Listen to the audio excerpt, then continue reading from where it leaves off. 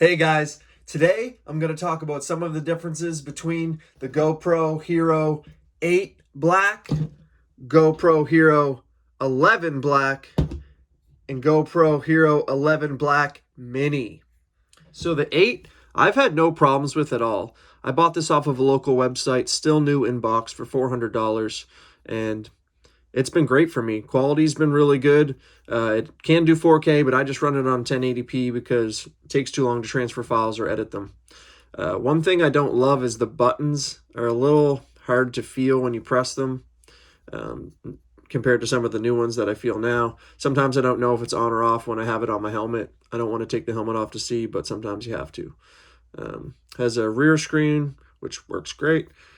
Front screen, which just shows battery or memory, a little light here to show if it's on or off, which sometimes is hard to see as well. But other than that, zero issues with this camera. Battery life is like an hour and 15 minutes-ish like that, so it's kind of why I wanted to try a new one with the extended batteries. The 11 I got because I wanted the Enduro battery. It's kind of annoying when the other one dies. Sometimes you don't even realize it has died, and then you just missed a bunch of good footage that you thought you captured. So I wanted the Enduro battery, and then afterwards, after getting this, I realized that the 9 and 10 also can use the Enduro battery. So I could have saved some money and got the 9 or 10 if you want to keep that in mind.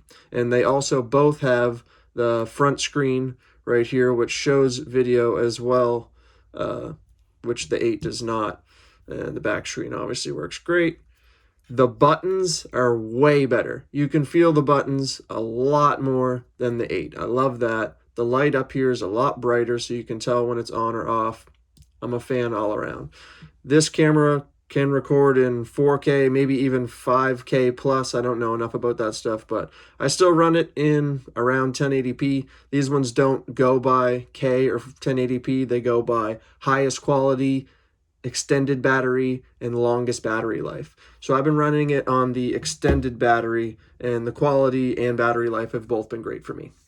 So the Mini, I kind of just got on a spur of the moment decision. It looked cool online. It looked a little bit smaller. I thought I could mount it in some different places to get some different angles and not take up as much space on my helmet. It actually isn't that much smaller than the 11. A little bit smaller, but not that much smaller. I guess it has a different mounting option on the back, so maybe you could put it in, a little tighter spots. So that's kind of cool. It has no external battery is one thing I will say. It does have a built-in Enduro battery, but it does not have an external battery. So that is one downside. I'm not 100% sure how long it's going to last right now, but so far it's lasted at least an hour and a half. Buttons are way better once again, just like the 11.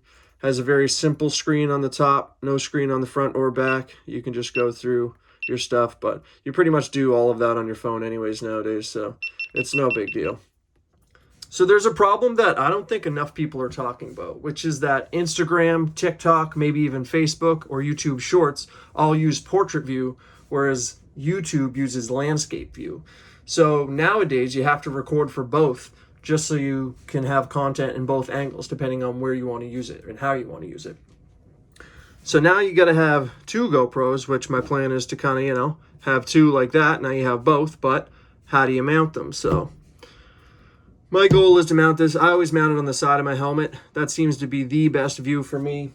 This one I've been trying on the forehead like that, upside down, which has been working really good. Doesn't ruin my view and doesn't show up in this view, and this doesn't show up in this view. And it also doesn't feel too heavy on my head, which is something that I've always worried about. This one I use basically as this, same thing, but now I have a spare, so I'll have other riders wear this one so we can get some more, different angles, maybe of behind other riders or just what they're doing.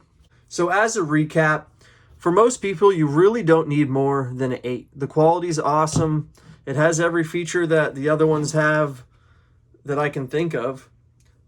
If you've got the money for it and you just want to splurge on something new and fancy, then by all means, go for the 11. Even the 9 or the 10 that have the extended battery, that's pretty much the only perk I see over that one, unless you really want the front camera for selfie videos of sorts.